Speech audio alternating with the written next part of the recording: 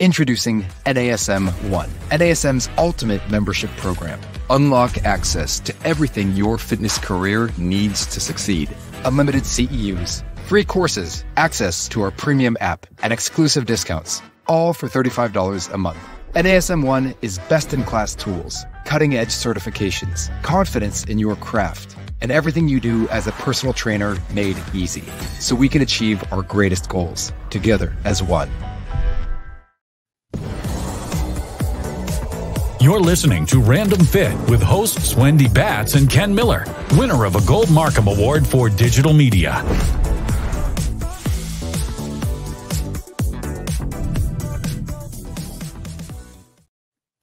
Hello, everyone. Welcome to this week's Random Fit episode with myself, Wendy Batts, and friend and colleague here joining me, Mr. Ken Miller. Ken, how are you today? I am well, Wendy. Thank you. You're looking good, looking sharp in that plaid. Well, I try. I dressed up today because we have a very special guest. Ken, you have heard me talk about him a lot because I got the opportunity to meet this person that's going to be coming on. His name is Michael Watts. I actually met him through Under Armour when we did this thing called The Workout that they put on ESPN, where we got to bring some of these amazing youth athletes to their headquarters. And we did all different types of assessments and performance analysis on these guys in various sports. And it was absolutely amazing. And this guy, I was like, I thought I was smart. And then I met Michael and then I'm like, okay, well, I have a lot to learn. But we do have Mike Watts joining us today. He is the head of performance and science at Alter, which is actually a pioneering at-home fitness system that I'd love for him to talk about on another episode. But he is an amazing trainer. He has done so many things. He works with top athletes and CEOs. He specializes in breathing and movement and recovery. So today we are going to bring him on and we're going to talk about breathing and movement efficiency. So Mike, thanks for joining us today. Hey, Wendy. Thanks for having me on. Hey, Cam. Mike, thanks for coming on. When I know that Wendy's, talked about you to me and all the great things that you've done in your previous job description and what you're doing now. So I'm really excited to talk about this topic of breathing. I mean, and for selfish reasons too, because within the last couple of years, I've taken on jujitsu. And so breathing is just, when someone's got their chest on you and you're just trying to, find a time to calm down and breathe. So for selfish reasons, I'm trying to figure out, well, how can I be a better martial artist? Or even for some of my clients who are mixed martial artists, breathing is one of those things that it's almost enigmatic. So one of the things I want to ping off of you, Mike, is that when it comes to breathing, outside of martial arts and talking about, let's say, the corporate athlete, somebody who's sitting at their desk, they're not really exerting themselves, but yet we all know that breathing is important. How can I convey to them why we should care about breathing? Yeah, so it's something we all have in common. So whether you're a professional athlete, a CEO, or just a person who's in the general population, we all have to breathe. It's something that we do quite regularly. At least sort of around 20,000 times per day. So it's happening a lot. And it's the first thing we do when we enter this world, and it's the last thing we do when we leave the world. So we know that breathing is important because basically respiration is feeding our cells and tissue with oxygen to sustain life. So at its most basic function, that's why we all need to breathe. And then part of it for me is there's a health and wellness pathway to breathing, and then there's a performance pathway. Everyone can benefit from the health and wellness pathway. When we think about, if I can optimize this process that I'm doing subconsciously up to 20,000 times per day, when we look at the research and the literature, we understand that there's 3 domains to breathing. It's the biomechanics. So this is really where you think about movement efficiency. Then there's the biochemical side. We're thinking about oxygen delivery. And then we're thinking about what we call the psychophysiological side, which is more the nervous system or autonomic nervous system or stress response. So we can all benefit from those areas or those domains as human beings. It's just at what level we want to push our breath work to optimize it. And as a sort of a proxy for you, a recent study looked at nearly 2,000 athletes across multi-sports, and 91% of them had some form of dysfunctional breathing pattern. So what we also need to understand is, just because you're an athlete or you exercise regularly doesn't necessarily translate into good breathing mechanics. So when it comes to breathing, you have to train it. It's something that you have to dedicate and train. And hopefully we'll get into that a little bit, but just to ground us all in, we all have to do it. We may as well optimize it. And it's going to help the way that we think, feel, and perform. So Michael, this brings up a question just based on exactly what you just said. You said that 91% had some sort of dysfunction. How do you, like, what determines dysfunction? Because we're doing it, we're breathing in and out. That's how we live, which you said. So, like, how do you measure that? Yeah, so there's a number of assessments that will be in the literature, but if we do this a little bit more subjectively, and you'll often hear functional breathing or functional movement, it's functional for the given moment in time. So if we think about a continuum, one side is where we're probably at rest, or we're sleeping, or we're doing low intensity activity, and there's a way that we would breathe there to optimize our process. So if we think that type of breathing would be nasal, it would be slow, it would be deep, it would be controlled. And then as we get into more higher intensity, that's when things will change, but we still want a command and control where breathing may become faster, it may become a little bit more noisy, but we want to make sure that we can maintain some good mechanics. So it all comes down to, let's make sure you're functional for the given moment in time. And no matter where you are, it all begins with the fundamentals and the foundation. No matter where you want to take your breath work, you have to get the fundamentals right in terms of, let's get it right at rest, let's get it right for sleep, and let's get it right during low intensity activity. Because if you don't build that foundation, there's no chance when you go and do certain breathing exercises or try and gain a control of your breathing. So for everyone, it all starts at the foundation.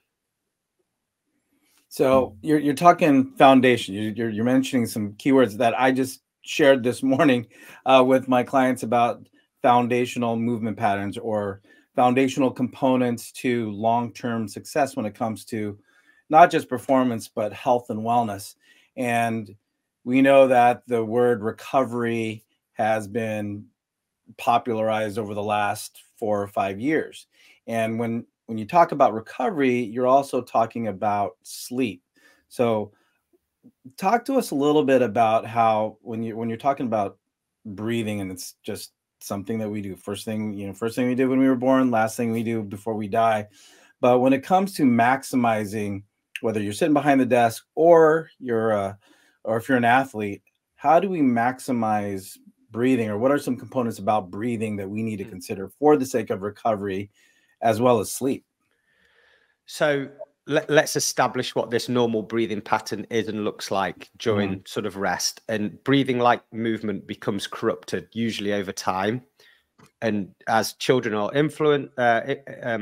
sort of infants, we usually have better mechanics.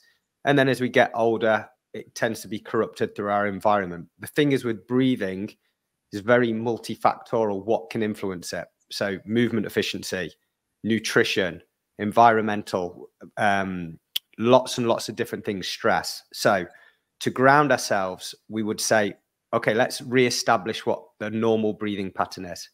And we would have in through the nose, out through the nose with a natural pause. So we follow that rhythm. Okay, so I'm going back to nasal, and it has the natural pause, really critical. The position of the tongue is in the roof of the mouth, very gently. It will relax the jaw and open the airway. And then the direction of the breath is towards the back of the throat and down into the back. It's not up into the head. The anatomy of the face and the nose is not going up into your brain. It's moving towards the back of your throat. So we establish that first and foremost. Can somebody breathe in that manner? And it can be quite challenging for people. Once we can establish that, we're looking at 3 key areas. Is it calm? So basically, is it not noisy or noisy? We want it to be calmer. We don't want it to be high velocity or forceful. We want it to be nice and calm. Is it deep? So when we look at deep, what we mean is, if we will look at our lower 2 ribs and we take a C shape and put them around those lower 2 ribs, do we feel a 3-dimensional expansion from the front, the sides, and the back? And then finally, what is the tempo? So is it fast or slow? A normal breathing rate for somebody is around 12 to 18 subconsciously. So we want a slower rate towards 12. Obviously, when we go into more formal exercises, we slow it right down. But that's where we start, Ken, in terms of let's get the function right in terms of the direction of breath, the tongue position, what we're actually using, and then look at the form in terms of, can it be slow? Can it be deep? Can it be quiet? And that sets people up. And as simple as it sounds, what I have people do is, whenever you think about your breathing and you've got at least 20,000 opportunities per day, is can you convert as many breaths as possible into that rhythm? And that's a really easy start point, and it makes a huge difference to people. Interesting. Well, I have an off-topic question. Well, I mean, it's on topic, but it's definitely not anything that we had written down. So back in the day, you know, if you're dancing and cheering and doing things, we had to like withstand like a smaller frame. They wanted you to be as tiny as possible. Again, this is a long time ago. And they taught us to do like more breathing with your chest than your stomach, because they didn't want your stomach to stick out and come back in, right? They always wanted you to be the smallest at the waist as you possibly could be. Mm-hmm. So that obviously is training dysfunction, correct? And then like, do you want your chest to move? Do you want the stomach to move? Should it, I mean, I know you're talking about the 2 ribs, but what about the rest? Yeah. So, and I'm aware I didn't touch upon the recovery and the sleep, which we can get to, but really where you're here now is the mechanical part of breathing. And we have primary breathing muscles, which is mainly our diaphragm and some of our intercostals, and then accessory muscles. Really, the diaphragm is working to pull air into the lungs and then push air out, but like Boyle's law, high to low pressure. When we think about why do we use the chest and the neck, and this is where movement efficiency plays in. If somebody's short and tight, we know that they will dominate. So if somebody's short and tight in the pecs, scalenes, extensors, they're going to move in that fashion. The reason those accessory muscles come into play is because they want to lift the cavity to allow more air in during high intensity exercise. Low intensity, they shouldn't be being required to be used as much. So when we go back to that circumstance of, oh, breathe from your chest, that was purely aesthetic. In terms of reducing the risk of injury for you as an athlete there, or increasing your performance, we have something called the zone of apposition, where basically the diaphragm's a dome, it sort of sits on the spine and the ribs. So you breathe in, it moves down, you breathe out, it returns back to normal. That actually helps you brace and support stability of the spine. When we think about the diaphragm as a core stabilizer, if you're breathing in your chest, this muscle is not working properly. If this muscle is not working properly, then we start to see problems in terms of movement efficiency, stabilization of the spine. So that, in my opinion, would be a pretty bad idea. And that's where it comes into, you're probably leaning more on aesthetics versus function. So that's what's wrong with me, Ken. Not the only thing wrong with you, Wendy. I knew you were going to say something. You set yourself up there. Yeah, no, thanks for that explanation, Mike, about the diaphragm. And it's because when we talk, you know, when we're teaching, presenting, or even just talking to our clients, we talk about the, you know, when we talk about the core, basically it's the muscles that are connected into the spine. But when you talk about the muscles responsible for breathing, you know, we a lot of people, we're not trained to, you know, a lot of people don't have exposure to the fact that the diaphragm is the major muscle that's involved with that. But the diaphragm's also, when it comes to the core, you know, if you look at the midsection like a can, so the diaphragm is the top of the can and the pelvic floor is the bottom of the can, and the muscles that surround or just wrap around the body, like the transverse abdominis, is the sides of the can. So if you're trying to stack a bunch of cans on top of each other, you need to have a good sturdy side, but nice flat, solid bottom.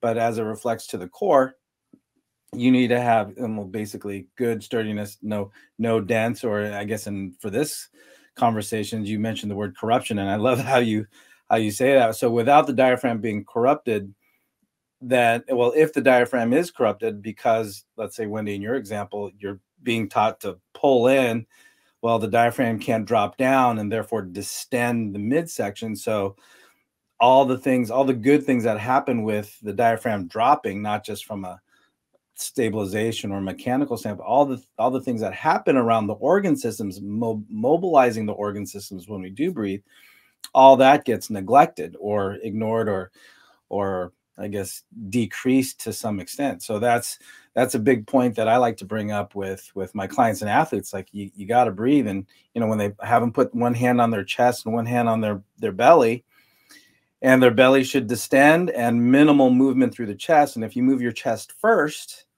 right, there is a little pattern dysfunction from that standpoint. So thanks for going into that, Mike. Yeah, the visualization of the can, I've not heard that before, is really important, because people have a hard time thinking what breathing deeply is. And if you look at a child breathe, they kind of got this little pot belly and you see it moving. But as we get older, it's like you want tight abs and it needs to be locked in. And then that stops the function of breathing, because people can't extend three-dimensionally. It's very tight and locked in. So it can be often a problem for people who have almost like that six-pack, where they're trying to breathe properly, but they almost can't let go in that area. But I love the visualization of the can. Yeah, Ken's been known to throw some different examples out there, because I'm very visual. So when he does that, I dig it. But those of you guys that are joining us today on Random Fit with myself, Wendy Batts, and Ken Miller, we have a very special guest, Michael Watts, talking to us about the importance of breathing and its correlation on movement efficiency.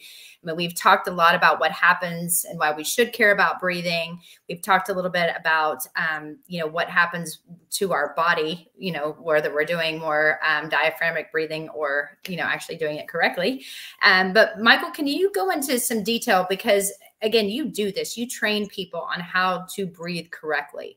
So what is the different types of patterning you would do with someone like myself, who obviously is not an elite athlete, who sits behind a desk, but loves to go out and still work out and do things, kind of the weekend warrior, if you will, in relation to your top tier athletes that really need to be able to excel and produce a lot of, force in short amounts of time. So would you train us differently, or how does that process look? So I personally always like to onboard with assessment. I think it's super important. Ken was speaking there about placement of the hand on the chest and the belly. That's actually in the literature called a high-low test. So it's something you can do. And what I like to do is try and test what we would call the three domains of breathing: that biomechanics, biochemical, and psychophysiological. That will then give me a baseline, and then also help me guide my programming. One, to say which area do we maybe need to work on, but two, what is appropriate for you to do. So some form of assessment, which leads into programming. But I think the most important thing is what your goal is as an individual. So by that, even the athletes, like I have a professional golfer and he's more around focus and control, whereas team sport athletes such as soccer, they might be increase aerobic capacity and repeated sprintability. A boxer wants to increase force when he punches. A cyclist is more about endurance. So it depends on the use case. And when it comes down to maybe someone who's not like, I don't really need performance benefit, most people will want to manage stress, improve sleep, maybe, to come back to Ken's point here. And that's across the board. And this is where breathing can really play a huge part in improving sleep quality and also helping people manage stress. So maybe we can dive a little bit into those two of like how we get there with like a general person. Perfect. So when we look at assessment, breath hold test is a very good way to understand somebody's sensitivity to carbon dioxide. And often we think CO2, carbon dioxide, is this waste gas. It's very, very important in terms of helping the process of oxygen get to our cells and tissue. So we need at least a normal response to the buildup of CO2. Secondly, your response to breathe is your tolerance to CO2, not your need for oxygen, which can often sound like quite odd. So think about your tolerance as a ceiling. If your ceiling is low, when the CO2 builds up in the blood and hits the ceiling, you're triggered to want to breathe. And that's just the phrenic nerve that kicks in, makes the diaphragm breathe. If you've got this low tolerance, you're much more likely to want to off-gas CO2, like your body saying, I need to get rid. And that usually goes in the form of with the mouth, a little bit faster, and then it becomes in the upper chest. That type of breathing is sympathetically driven, or stress breathing.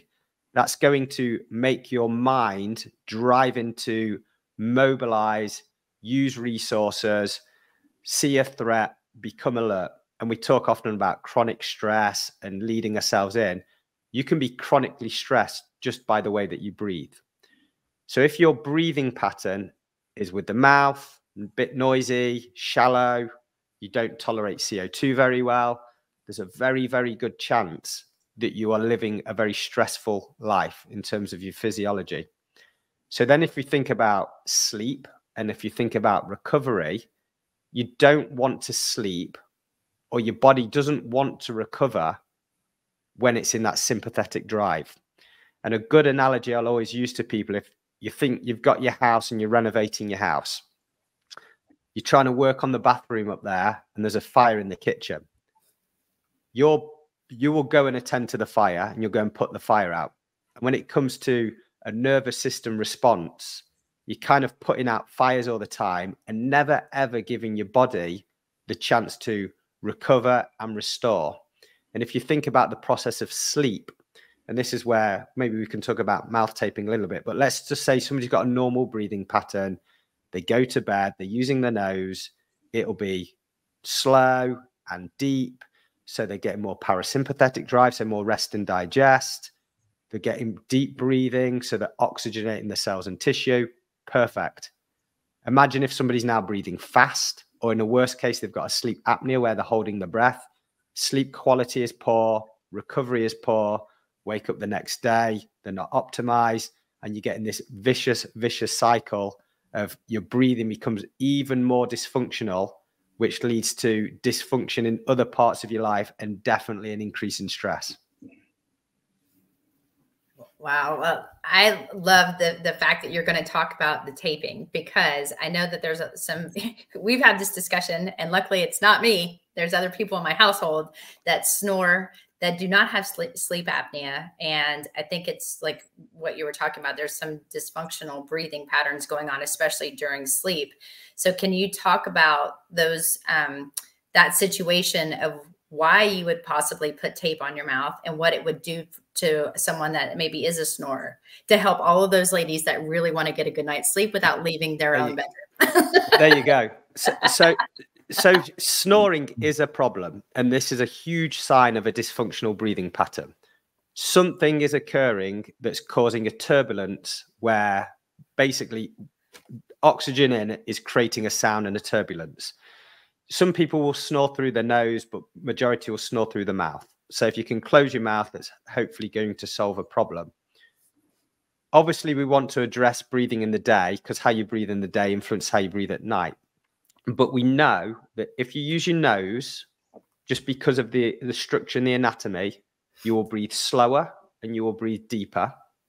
Those two things drive that parasympathetic. So you'll be a bit more in that rest and digest zone. The nose is also a natural filter. So any pathogens or bacteria will be filtered out. And really crucially, when we look at breathing with the nose, we have an increase in paranasal nitric oxide. So people, when they think, well, what's this? What's nitric oxide? There's quite a bit of a craze where people drink beetroot juice. and they drink it to dilate their blood vessels, to make their blood vessels bigger so more blood can get to where it needs to get to.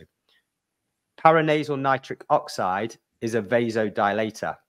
There's still some debate whether it becomes systemic, but what we see, and I can't remember the term when I was speaking about this a little bit, there's a correlation between if you can get somebody to breathe nasally and what did they call it? A natural aphrodisiac? I can't remember what the word was, but you kind of get where I'm going here.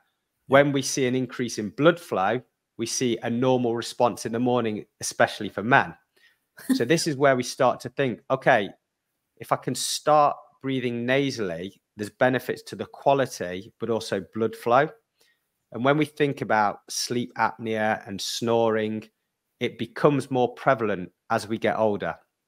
And as a male, once you get past your 40s, there's a very, very high chance. And if sleep apnea becomes so severe, then the risk of cardiac disease becomes higher and higher and higher. So it's really important that we can try to tend to how we breathe when we sleep, because basically a sleep apnea is you hold your breath, you become what we say is hypoxic. So the amount of oxygen drops, the brain triggers, and then you breathe again. So some people with severe hypoxia, it's like climbing Mount Everest multiple times in the night, every night. And then you can see why people are exhausted and why there's so much strain on the cardiovascular system. So with all that, Mike, and those are things that I've been told personally, but when you look at sleep apnea, resting heart rate is elevated, high blood pressure is elevated. Like you said, you feel exhausted by the next, you don't feel that rested, even though you could have been laying down for 8 hours. That's all you were doing, laying down and not really getting into that deep, restful sleep. And then you feel like you have to take a nap. So as you've mentioned, and Wendy, you mentioned the whole tape on the mouth. It is one of the, I mean, you could try something like painter's tape. I'm sure you're going to talk about this in a little bit, but there are products specifically for that. But it's funny when I look at my sleep patterns, using my Garmin, and it tracks, how I've performed through the night sleep wise. It's one of those things where, inevitably when I wake up in the morning, that tape is like on the side of my head, somewhere on my pillow. But I can tell, like, at some point where the quality of sleep kind of dissipated. Yep. I'm assuming that's when the tape came off my mouth. But for all those reasons you brought up, Mike, it forces you to breathe through the nose. You're conscious now of the air flowing in and out, and you have to consciously, or I had to consciously slow myself down when it came to breathing through my nose, just because the passageways are only so big. It's not not as big as your mouth, but the idea of now using that accessory, and I could see through how I performed, again, using my Garmin, my sleep quality was better until at some point the tape came off. So, but I'll testify to what you just said there. And that can be quite natural, Ken, that people find that the tape's like on the head or somewhere else when they wake up. And that is a sign that you are trying to use your mouth to breathe. And the way that we progress there is better breathing patterns during the day. Maybe you have to do something formal in the day, but also thinking about, okay, what other factors are causing me to mouth breathe when I sleep? So for example, if you're too hot in bed and the temperature increases, your breathing rate increases, and then you might switch to mouth versus nose. If you eat late, if you have alcohol, and I wouldn't recommend mouth taping, but how you onboard yourself to bed really, really influences what's going to happen to your sleep at night. So it's really taking care of the breathing in the day, thinking about the approach to sleep, and then getting the environment correct, because heat, sound, or all these things can like disturb us. But yeah, I highly recommend it. But if it seems a little bit bizarre to people, I would say try it during the day when you're conscious. Tape the mouth, maybe when you're on the couch in the evening, and just sit there breathing with your nose. Maybe you're watching a movie, that's okay, but you'll be getting some benefits there of nasal breathing while you're sat on the couch. Well, today on Random Fit, we're talking about the correlation of breathing and movement efficiency with myself, Wendy Batts, Ken Miller, and special guest Michael Watts. And, Mike, I think it's really important that you said, like, trying that maybe before you actually do it in the evening. But you've touched on this a few different times, and I'm hoping that maybe you can provide a little more detail. But you're saying we want to improve our breathing every day, during the day, because that's going to help train, what happens to us when we sleep and we start to get into that patterning. So how do you do that? Like, what does that mean? Like, how can I improve my breathing? Yeah. So we spoke about normal breathing patterns. So that becomes more of a habitual thing of, think about my breathing. How am I breathing? Get towards a normal breathing pattern.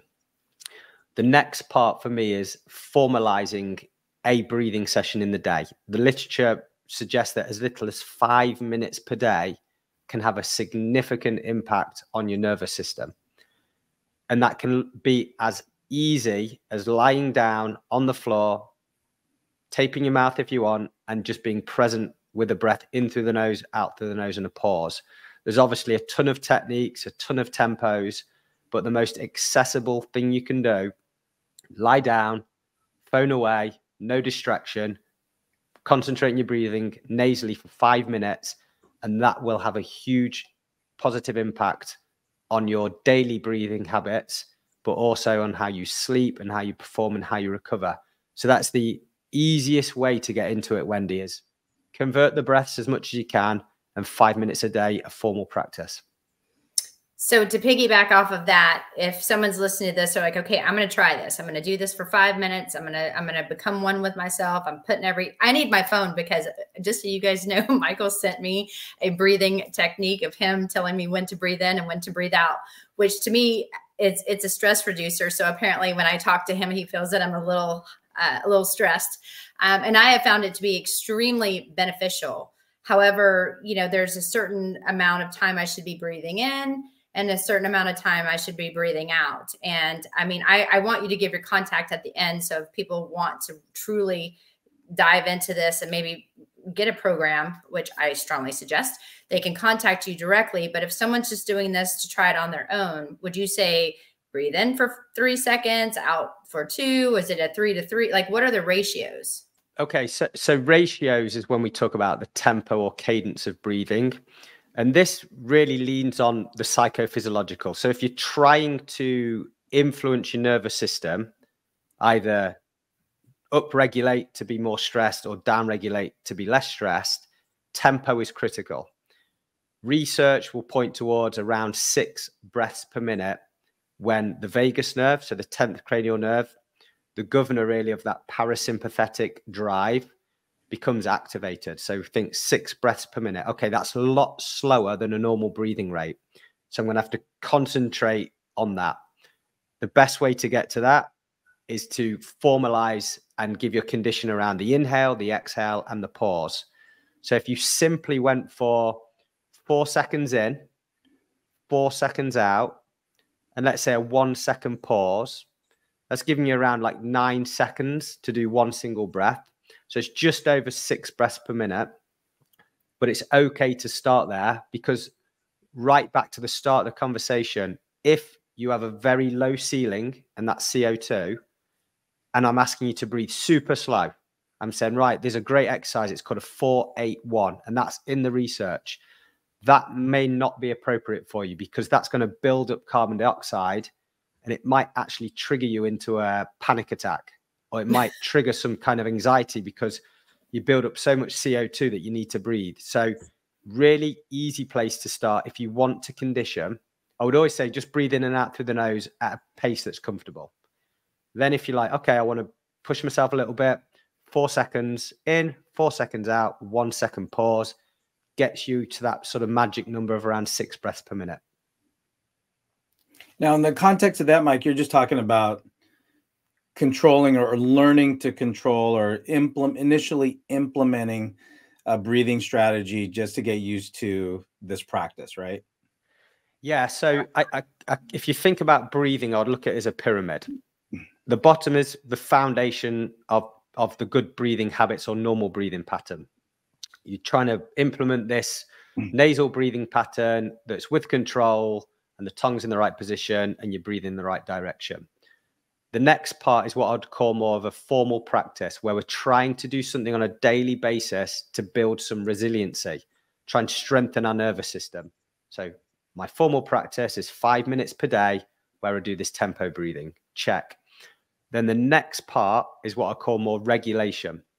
Regulation is, do I have the skill to intentionally move state?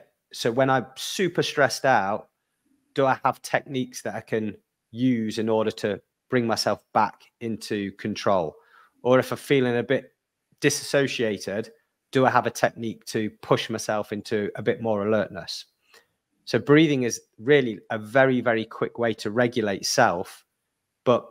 And again, when we look at the OPT model, or you look at the NASM, you have to have this structure. You can't jump to power and all this force and velocity training, because it literally is the cannon from the canoe. Like, you have to build like almost like strength and stability, a bit of endurance, and then you can move up into a bit of strength, and then you can get into your force and your power. And breathing is so similar when we look at the structure.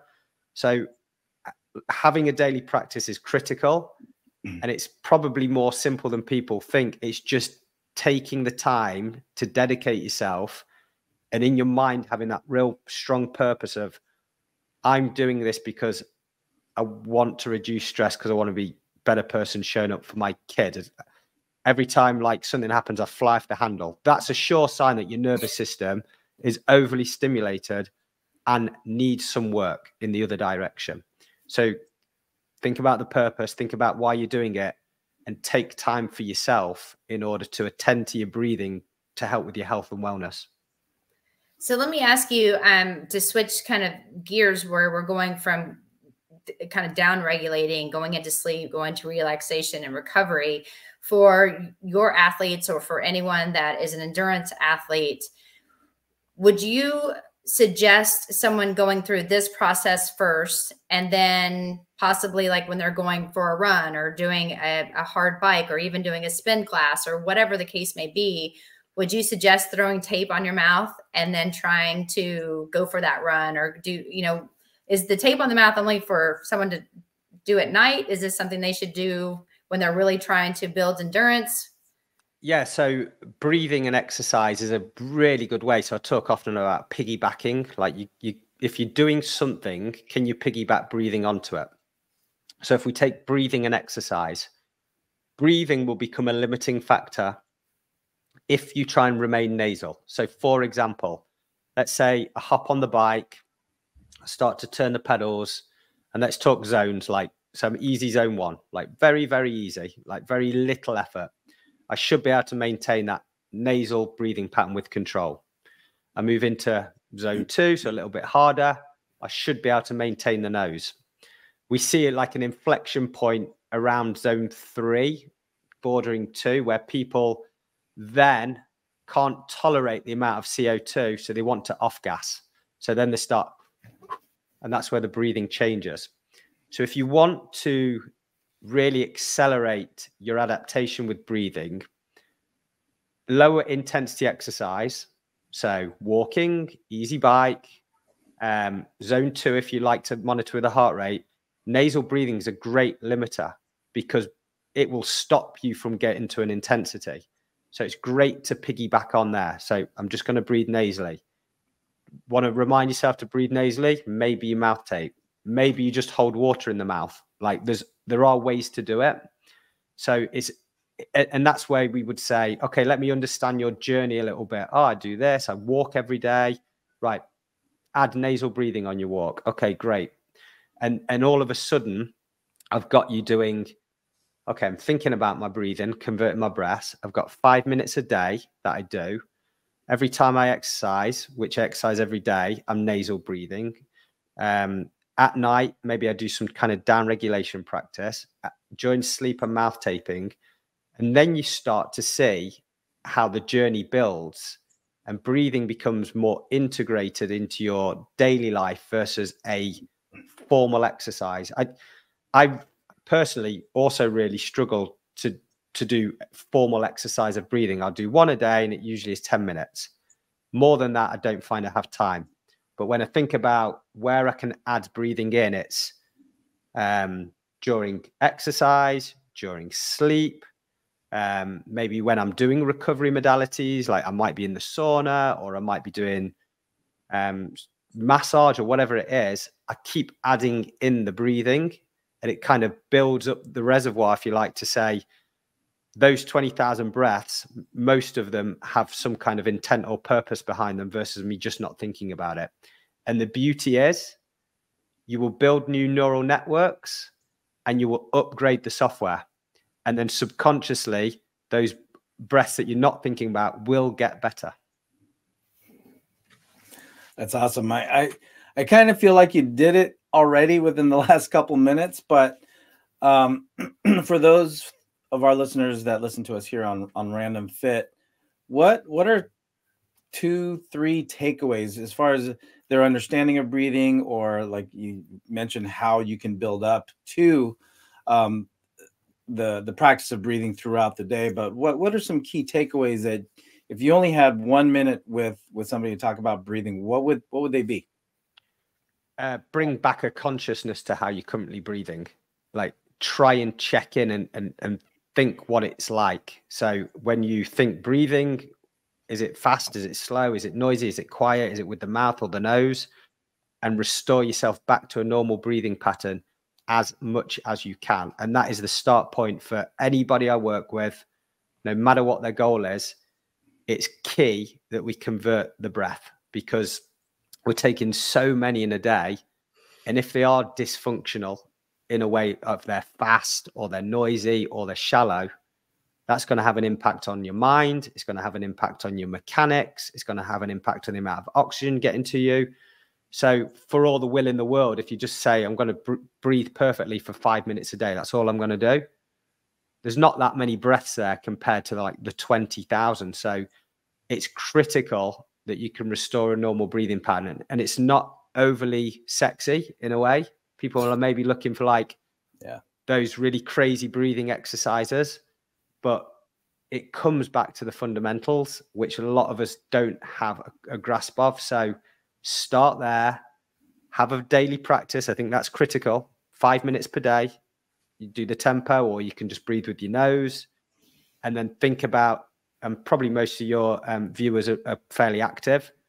When you are exercising, can you breathe nasally during exercise, and see how much you can breathe nasally? And that will be another great way to sort of bump up your breathing level, if you like.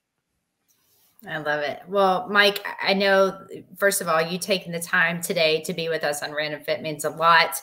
But if people really want to dive deeper, I know you offer classes. I know this is what you do. This is what you're really, really good at, along with many other things. However, if somebody wants to find you, where can they find you or contact you? Or if they have questions, maybe reach out to you. Yeah.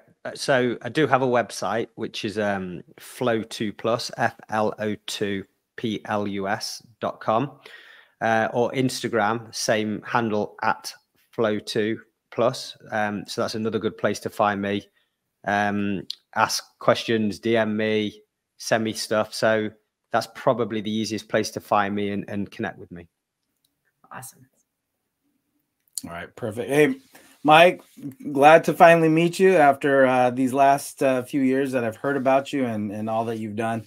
But I'm definitely going to be looking you and your information up, just because I know that what we just talked about on this podcast was just tip of the iceberg stuff. So thanks for taking the time and spending this episode of Random Fit with us. Thank you very much. Thank you for having me on. All right. So for those of you listening to us here on Random Fit, thanks.